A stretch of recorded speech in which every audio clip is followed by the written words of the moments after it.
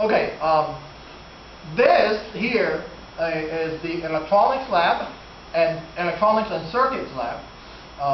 In here, students will be practicing their circuit building, circuit skills and electronics knowledge here. Basically, most of the main equipment around the room, you can see we have computer.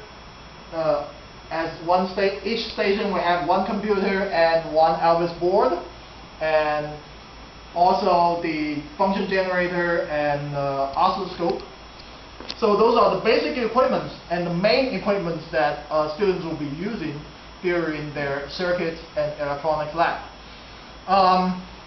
For example, for electronics, students will be building their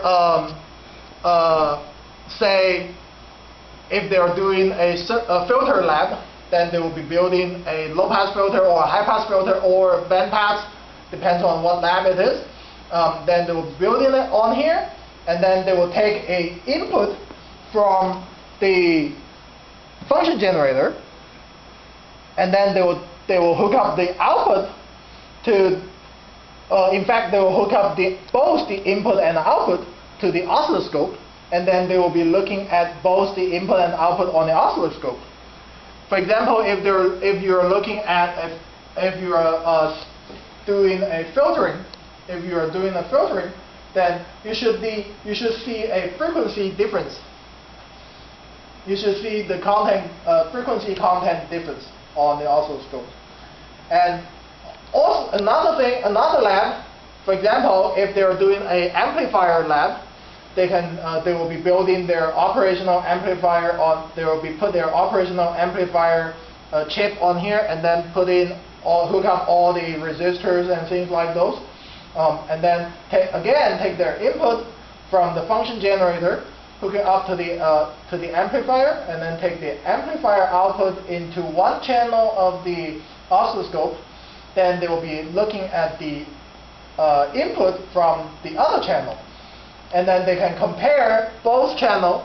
They can compare both the input and output together and see, okay, and be able to see, okay, the input is this much, and then after amplified, the output is this much. So they will be able to visualize the amplification in this way.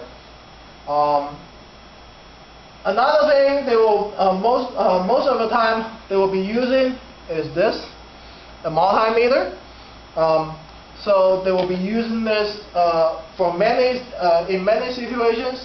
Most of the time they will be using this for measuring components. Okay, because